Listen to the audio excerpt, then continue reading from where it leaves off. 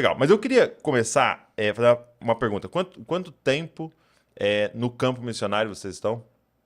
Sim, a gente tinha etapas, né, diferentes, eh, mas eu comecei há praticamente há 20 anos atrás. 20 anos atrás. Isso. E aí eu queria fazer essa pergunta para vocês dois, talvez cada um poderia dar uma resposta. Para vocês, depois de 20 anos, qual é o maior desafio para o missionário? Ok, eu começo então. Eu creio, Douglas, assim, eh, eu creio que o missionário tem muitos, né, desafios, Uhum, né? Por exemplo, as finanças é um desafio, né? Porém, eu creio que todos os recursos estão dentro do propósito de Deus. Se Deus, uhum, ele chamou, ele é fiel para poder cuidar de você, para cuidar da sua família. Eu acredito nisso. A questão da saúde, às vezes, determinados locais é difícil, mas para mim não é a maior dificuldade. A maior dificuldade para mim é ouvir a voz de Deus todos os dias. hum, A gente pode, de acordo com o tempo, com a nossa experiência, a gente pode substituir a dependência de Deus, a voz de Deus, por aquilo que a gente já sabe fazer. ok. Então, isso é um grande perigo, porque acaba que com o nosso ativismo, com o dia a dia, com, né, a jornada, a gente já sabe fazer tudo. Então, a gente deixa, às vezes, de ouvir a voz de Deus. Porém, a voz que nos chamou, ela Hum, precisa ecoar todos os dias. Nós precisamos. Em Marcos, no capítulo 3, quando Jesus ele vai chamar os 12 ali, a Bíblia diz que ele subiu ao monte e chamou o que ele mesmo quis para poder estar com ele. E depois ele designou os 12, hum, primeiro para estar com ele, para depois pregar o evangelho e expulsar os demônios. Então, o nosso primeiro chamado, eu creio que é a nossa maior dificuldade, que é estar com ele, não ok. só estar com ele, mas permanecer com ele. Uhum. Então, ao seu ver, o maior desafio do missionário é essa continuação de ouvir a voz de Deus, né? Porque é bem provável Sim. se alguém está no campo missionário, ele ouviu, Sim. né, um envio, um chamado, né? Mas essa continuação, né, de não fazer só o que sabe fazer. Muito bom.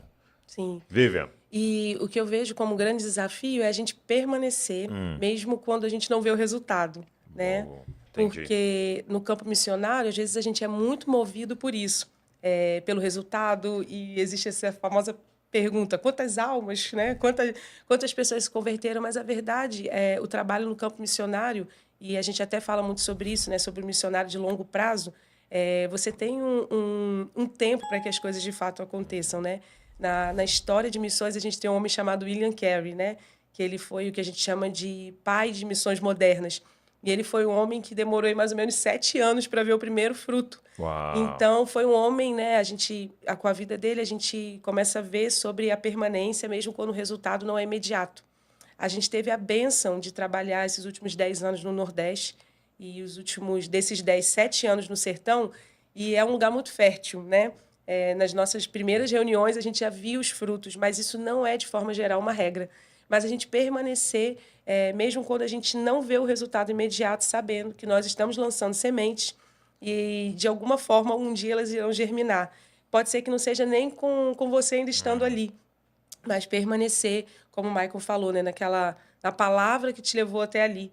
E saber que Deus tem controle do tempo das estações, né? Então, de alguma forma, aquela palavra ela vai gerar, de repente, você já pode ter ido embora, pode ser outro missionário ali, mas você vai permanecer mesmo quando você não estiver vendo nada. E algo que acontece muito no campo missionário e também não só no campo missionário, mas de forma geral na igreja, são esses resultados que às vezes assim você vai lá, começa a discipular a pessoa, mas daqui a pouco a pessoa volta para a vida que ela vivia e você precisa continuar ali investindo, continuar insistindo e crendo que a palavra de Deus tem um poder eficaz mais do que aquilo que você faz, né? Aquela semente que está sendo lançada. Então, é o missionário permanecer. Eu acredito que e permanecer, Douglas, com o mesmo coração de quando você chegou. Porque quando a gente chega no campo, normalmente a gente chega assim, com o coração, Entusiasmado. o coração tá ali cheio de paixão, mas o dia a dia, eu sempre falo, Douglas, a vida missionária não é a foto que você vê no Instagram. É. Aquilo ali é só uma parte, aquilo ali é só um pequeno recorte de uma vida que é vivida no campo missionário. Então, manter esse mesmo entusiasmo, mesmo, como eu falei, quando o resultado não vem, ou como o Michael falou, é muito curioso que nas bases, né, que o Senhor foi plantando através da gente, principalmente no Nordeste, a gente tem a prática de devocional diário, né, com todos os missionários. Então, isso é algo muito importante para a gente. E é muito interessante que eu sempre falo, não tem um santo dia que um missionário não esteja falando sobre manter uma vida com Deus.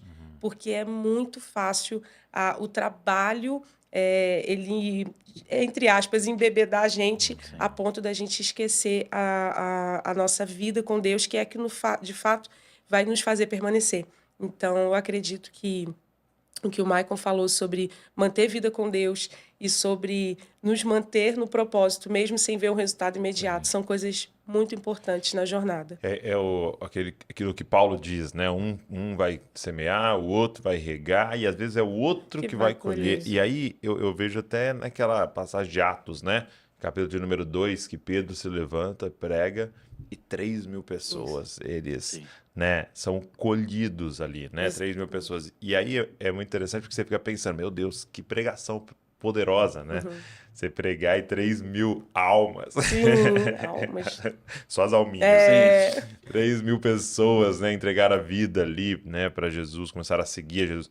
Mas eu acredito que aquilo ali, na verdade, foi resultado de Jesus 3 anos semeando. Exatamente. Né? Pessoas que viram ele curando, pessoas que ouviram uma pregação, pessoas e que não deu resultado na hora. Imediato, né? exatamente. E aí alguém pode falar, o ministério de Jesus falhou. Né? Não, teve todo um preparado do terreno 3 anos arando. Isso aí. 3 anos tirando as ervas daninhas, 3 anos. E aí aconteceu em um culto. Né? Sim, chegou o grande dia. E é muito doido porque é exatamente isso, né? Quando você está lá pregando, e aí no final você faz um apelo e a pessoa levanta a mão, né? E às vezes a gente tem essa ousadia de colocar, hoje à noite eu preguei e 100 pessoas aceitou Jesus. Mas aquela pessoa tem uma avó. Exatamente. Era 15 anos por ela. Sim. Né? Tem uma mãe de joelho, tem um pai, tem amigos que ficaram pregando para ela, né, o ano inteiro. E naquele culto ela levantou Aconteceu.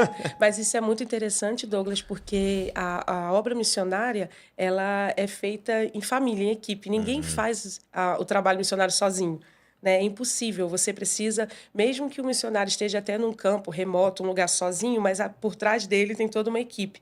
E no nosso caso específico, isso sempre foi algo que, além da gente falar, a gente sempre ensinou para os missionários. A gente falou, gente, a gente chegou aqui agora, nós chegamos, mas antes da gente, tiveram muitos outros homens e mulheres que foram semeando. Hoje nós somos uma parte de um todo, mas não é através da gente, né? Então, eu acho que o coração do missionário precisa também se manter muito humilde nisso, de saber que é impossível você fazer a obra de Deus sozinho, que nenhum resultado e também nenhum fracasso, né? Quando ele vem, absolutamente nada é só por você, né?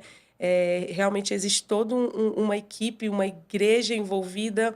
Uma cooperação, né? Exatamente, uma cooperação. Então, é um caminho de humildade também, de saber que pode ser que os teus olhos vejam naquele dia o resultado, mas aquilo é um resultado de equipe. Né? A gente lá nas bases, a gente sempre recebe equipes de vários lugares do Brasil. E a gente sempre fala para eles, olha, vocês estão aqui hoje colocando mais um tijolinho nessa edificação. Então, na história do sertão, tem vocês também, que vieram aqui, passaram, sei lá, 1 semana, 2, outros missionários que vieram a longo prazo, mas já foram. É uma edificação, né, de um todo, e nós somos uma pequena parte disso. Muito bom.